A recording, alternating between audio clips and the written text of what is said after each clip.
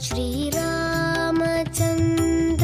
कृपालु भज मन हरण भव भय दारुणम्। नमस्कार। रामत्व की ओर बढ़ता भारत। अयोध्या में एक भव्य दिव्य श्री राम मंदिर का निर्माण और इस निर्माण से पहले विश्व हिंदू परिषद का निधि समर्पण अभियान। इस अभियान पर चर्चा के लिए हमारे साथ विश्व हिंदू परिषद के अखिल भारतीय संगठन मंत्री श्री विनायक देशपांडे जी मौजूद है। विनायक जी, बहुत बहुत स्वागत है आपका। विनायक जी, संकल्पना क्या है? निधि समर्पण की आवश्यकता, लक्ष्य क्या है, हेतु क्या है, आखिर क्यों इसकी आवश्यकता पड़ी? क्योंकि ऐसा मैं मानता हूं और विश्वास है कि धन कहीं कोई समस्या कभी नहीं है, फिर भी निधि समर्पण अभियान के तहत जन जन तक जाना, संकल्पना क्या है? जब श्री राम जन्मभूमि तीर्थ क्षेत्र न्यास का गठन हो गया तो विश्व हिंदू परिषद की बैठक में और संघ की बैठक में एक विषय आया कि इतना बड़ा अभी ये मंदिर बनेगा, ऐतिहासिक मंदिर है, तो उसके लिए खर्चा भी बहुत आएगा। तो जैसा भी आपने कहा, तो ये विषय आया कि भी खर्चे की तो कोई प्रॉब्लम नहीं, पैसा तो अपने आप मिलेगा, अनेक ये दानदाता उसके लिए खड़े हो जाएंगे। उसमें चर्चा में जो बिंदु आया जिसके कारण ये सारा अभियान हमने तय किया कि राम जन्मभूमि का विषय जो है ये राष्ट्रीय स्वाभिमान के जागरण का विषय है। हम राम जन्मभूमि के विषय जो हमने हाथ में लिया उसके दो मुख्य कारण जो 1984 में विश्व हिंदू परिषद इसमें आई। राम जन्मभूमि का विषय या अपमान के परिमार्जन का विषय है। कोई भी स्वाभिमानी देश, समाज या व्यक्ति ये अपमान, आक्रमण या अन्याय सहन नहीं करता। गुलामी मानसिकता के व्यक्ति सहन करता है। तो अपमान का परिमार्जन होना चाहिए, लोगों के मन में इस पद्धति की भावना जागृत होनी चाहिए, ये एक हेतु था। दूसरा विषय, राम जन्मभूमि का संघर्ष, आंदोलन, ये मंदिर मस्जिद का झगड़ा नहीं था, नहीं है। ये हिंदू मुसलमान का भी संघर्ष नहीं, तो ये राष्ट्रीयता बनाम अराष्ट्रीयता का संघर्ष है। क्योंकि राम इस देश की पहचान है, राम राष्ट्रीयत्व के प्रतीक है, हमारे मानबिंदु है। महात्मा गांधी जी ने भी कहा कि राम इस देश की पहचान है। डॉक्टर राम मनोहर लोहिया जी ने ऐसा कहा था कि मैं तो नास्तिक हूं, लेकिन राम और कृष्ण को इसलिए सम्मान देता हूं कि इन दो महापुरुषों के कारण भारत भारत है। भारत की सभ्यता और संस्कृति हजारों साल से जीवित है राम और कृष्ण के कारण। और आपको ये भी मालूम होगा कि जब संविधान की पहली कॉपी बनी, संविधान सभा में तो क्रिश्चियन, मुसलमान सब लोग थे, तो उन्होंने तय किया कि जिनके स्मरण से लोगों के मन में राष्ट्रीयता की भावना निर्माण होती है, ऐसे महापुरुषों के चित्र संविधान में देने चाहिए। और उन सभी ने मिलकर 21 महापुरुषों का चयन किया। और जब 26 नवंबर 1949 को पहली कॉपी जब डॉक्टर बाबा साहब अम्बेडकर जी ने महामहिम राष्ट्रपति डॉक्टर राजेंद्र प्रसाद जी को दी, उसमें पहला चित्र भगवान राम का है। राम, सीता और लक्ष्मण श्रीलंका से अयोध्या जा रहे हैं। नंदलाल बोस जी ने उसका चित्र। दूसरा चित्र भगवान कृष्ण का है, गीतोपदेश करने वाला। उसमें महावीर जैन का है, भगवान बुद्ध का है, छत्रपति शिवाजी महाराज है, गुरु गोविंद सिंह जी है। ये चित्र उन्होंने क्यों दिए कि इन महापुरुषों के कारण सारी भारतीय जनता के मन में राष्ट्रीयता का भाव निर्माण होता है। पहला चित्र राम का है। तो राम केवल एक सांप्रदायिक, एक धर्म का ऐसा नहीं, राम विश्व का सर्वश्रेष्ठ आदर्श है। इंडोनेशिया के मुसलमान भी राम को मानते हैं। तो ये जो राम है हमारी राष्ट्रीयत्व की पहचान है। उस राम का जहाँ जन्म हुआ वहां मंदिर का निर्माण होना चाहिए, क्योंकि ये राष्ट्रीयता का विषय है। जैसे भारत स्वतंत्र हो गया तो अंग्रेजों के नाम से स्टेशन हमने बदले, रोड के नाम बदले, पार्क के नाम बदले। क्यों बदले? क्योंकि वो सारे गुलामी के चिन्ह थे, इसलिए हमने बदला। तो दिल्ली का आयुर्वेद हॉस्पिटल का नाम बदल गया, मुंबई के विक्टोरिया टर्मिनस का छत्रपति शिवाजी महाराज टर्मिनस हो गया, क्योंकि वो सारे गुलामी के चिन्ह थे, ये स्वतंत्रता के चिन्ह है। ये मानसिकता समाज में निर्माण होनी चाहिए राष्ट्रीयता की, चाहे वो हिंदू हो, मुसलमान हो, कोई भी हो। राष्ट्र पहले, बाद में बाकी सभी चीजें। तो इस आंदोलन में विश्व हिंदू परिषद हो, संघ हो या विचार परिवार के जो लोग आए, तो उसमें दूसरा हेतु ये भी था कि राष्ट्रीय स्वाभिमान का जागरण होना चाहिए। यही भावना सरदार वल्लभ भाई पटेल जी की भी थी सोमनाथ के संदर्भ में, यही भावना हमारी है। तो इस पृष्ठभूमि पर जब मंदिर निर्माण की बात आई तो विषय आया कि उस आंदोलन में जब हम लाखों गांव में गए, करोड़ों लोगों के पास गए, वो सभी लोगों की सहभागिता राम जन्मभूमि के आंदोलन में रही। अभी वो तो चलो 92 में ढांचा ध्वस्त हो गया, तो उसके बाद की जो नई पीढ़ी है उनके भी मन में इसी पद्धति का मानसिकता भाव निर्माण होना चाहिए। तो ये जो विषय आ गया कि व्यापक पैमाने पर जाना, वो केवल निधि का विषय नहीं है, निधि के साथ साथ संपर्क है और राष्ट्रीयत्व की भाव का जागरण भी है। तो लाखों लोगों गांव में करोड़ों लोगों के पास जाएंगे तो राष्ट्रीयत्व की भावना लोगों के मन में निर्माण हो जाएगी, हिंदुत्व की भावना निर्माण हो जाएगी और राम जन्म के संदर्भ में उनको सारी जानकारी मिलेगी। तो वो कुछ न कुछ तो देंगे ही, वो देंगे माने वो समर्पण है, वो कोई उपकार नहीं कर रहे हैं। तो ये विषय इस नाते से आया। ऐसा ही विचार विवेकानंद शिला स्मारक के समय किया गया था, 1-1 रुपया एकत्रित किया था।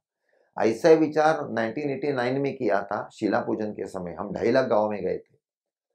उसी श्रृंखला में इस समय भी ये तय किया कि इस बहाने व्यापक संपर्क हो जाएगा, राष्ट्रत्व की भावना की दृष्टि से धन भी मिलेगा। विनायक जी, विश्व हिंदू परिषद का एक पूरा जो यात्रा इस राम मंदिर के साथ रही है उसमें संघर्ष से लेकर के, या मैं हिंदू समाज कहता हूँ, संघर्ष से लेकर के वैधानिक विजय से लेकर के फिर उल्लास और उमंग का दिवस आज है, लेकिन ऐसे कई अभियान इस पूरी यात्रा के अवधि में चले हैं। उसमें किस तरह के परिणाम आए उनके दृष्टिगत आज जो आप ये अभियान चलाने जा रहे हैं, अपेक्षा क्या है और आपको कैसी उम्मीद है, क्या कुछ समाज से निकल कर आएगा इस अभियान के निमित्त? देखिए, आंदोलन में जो अनेक कार्यक्रम हो गए, जैसे मैंने अभी उल्लेख किया, 30 सितंबर 89 से 9 नवंबर 89 शिला पूजन का कार्यक्रम हो गया, फिर ज्योत यात्रा हो गई, विजय यात्रा हो गई, फिर श्रद्धांजलि के दृष्टि से यात्रा हो गई, अनेक छोटे बड़े कार्यक्रम है, 90 की और 92 की कार सेवा हो गई, राम जन्म की रथ यात्रा हो गई। उन सारे कार्यक्रमों के कारण, क्योंकि मैं उस समय काम करता ही था, महाराष्ट्र प्रांत का संगठन मंत्री था, तो मुझे याद है 84-85 में भी क्या स्थिति थी और 92-93 में समाज की क्या स्थिति थी।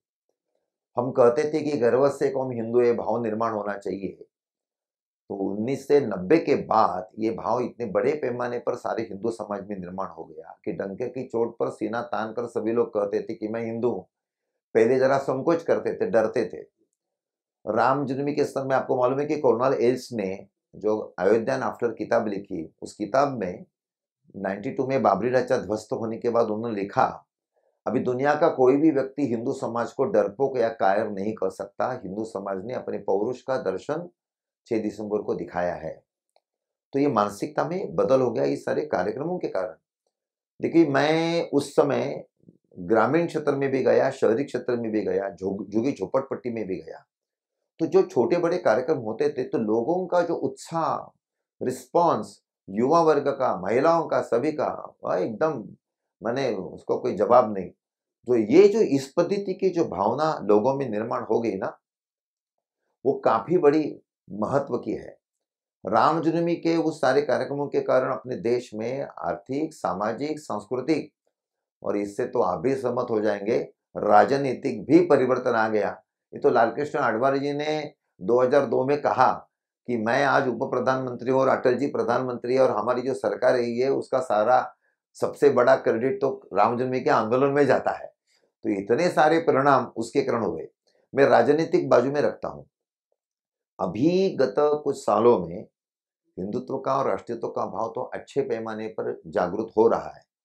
उसके कारण नई पीढ़ी में ये भावना पहले की तुलना में ज्यादा उभर कर ये आएगी। और राम मंदिर का या इसमें हमारी जो कल्पना है, जैसे मैंने उसमें राष्ट्रीयता के वजह से राम का दूसरा जो विषय, भगवान राम ये सामाजिक समरसता के दृष्टि से भी आदर्श है। भगवान राम महिलाओं की दृष्टि से भी, विशेषता जैसे अहिल्या का उन्होंने उद्धार किया। भगवान राम का और है कि आतंकवाद को कैसे परास्त करना ये भगवान राम ने हमें सिखाया, जैसे उन्हें खर दूषण और रावण को मारा। ये जब सब बातें नई पीढ़ी के पास जाएगी या पुराने लोगों के भी पुनर्स्मरण उनका होगा, तो जो हम चाहते हैं, जिस पद्धति का राष्ट्रीयत्व का, स्वाभिमान का, पौरुष का जागरण लोगों के मन में हो, वो बड़े पैमाने पर होगा। हमारा तो कहना है राम मंदिर निर्माण से राष्ट्र मंदिर का निर्माण होगा। तो जो एक हम कहते हैं कि भारत दुनिया के सांस्कृतिक सिंहासन पर नंबर 1 पर जाए, सभी दृष्टि से नंबर 1 आर्थिक, सांस्कृतिक, इन एवरी स्फेयर, तो उसके लिए जो एक वायुमंडल निर्माण करना पड़ता है ना, उसके आधार पर ही होता है। पहले स्पिरिचुअल जागरण होता है, बाद में फिजिकली कुछ होगा।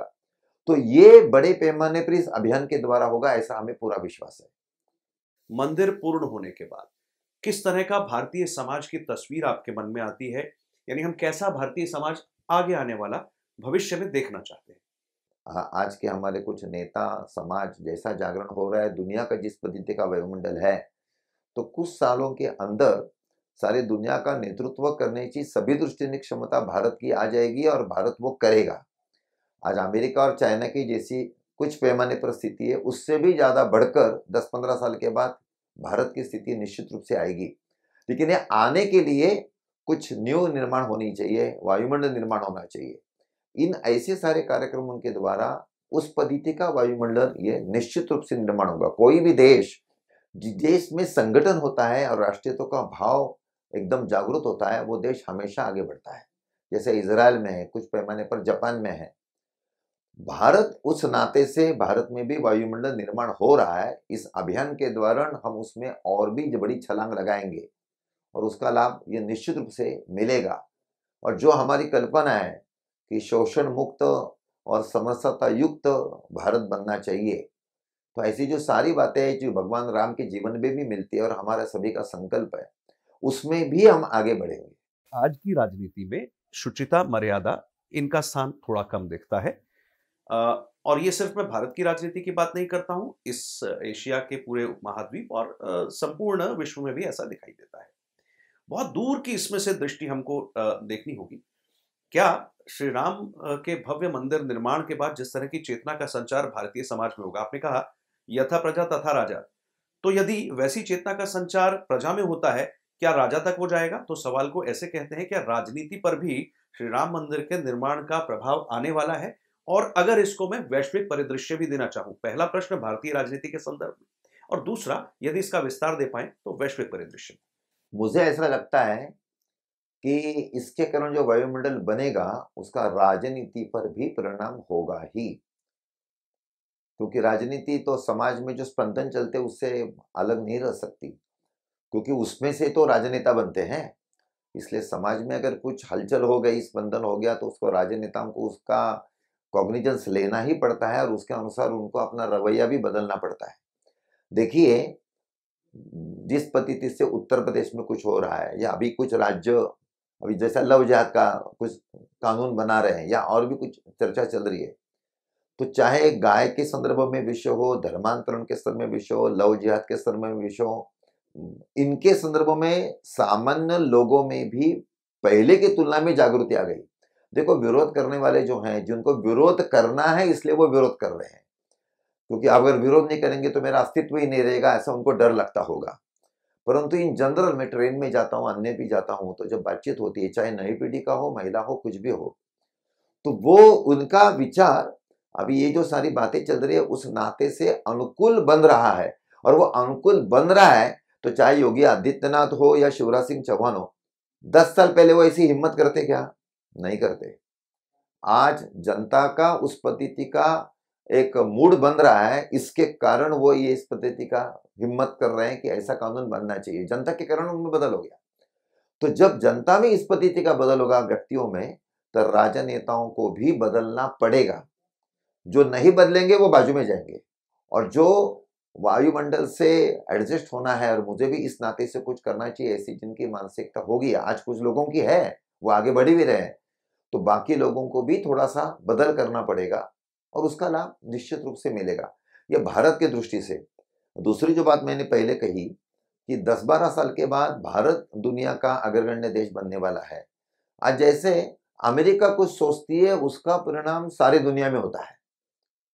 तो अमेरिकन सभ्यता हो, अमेरिकी राजनीति हो, अमेरिकी की अर्थनीति हो, इन एवरी रिस्पेक्ट अमेरिका को देखकर लोग करते हैं। अपने भारत में भी पहले हम भी ऐसा ही करते हैं, अरे अमेरिका में ऐसा है तो अपने पहले इंग्लैंड था 50 साल पहले, 10-50 साल में अमेरिका है। तो भारत अगर अग्रण्य देश बन जाएगा तो दुनिया, भारत ऐसा कहता है, इसका परिणाम दुनिया पर निश्चित रूप से होगा, ऐसा मैं मानता हूं। हाँ, अभी समाज के बदल और दुनिया के बदल ऐसे इतने 5 और 10 साल में होते ऐसा नहीं, उसको तो समय लगेगा, भले 20 साल लगेगा, 25 साल लगेगा, वॉट एवर इट में भी। परंतु भारत में बदल होने के बाद और भारत अग्रगण्य देश होने के कारण विश्व में भी उसका अनुकूल परिणाम निश्चित रूप से होगा, ऐसा मुझे लगता है। जी, आपने ठीक कहा और उसका कुछ तो व्यापक प्रभाव मुझे भारतीय राजनीति में अभी कुछ दिखा। और चर्चा करते हैं कि जो लोग कभी राम के अस्तित्व को नकारते थे, वो मंदिर दर्शन को जाने लगे और कोट के ऊपर जनेऊ पहनने वाली चर्चा भी व्हाट्सएप पर खूब चलती है।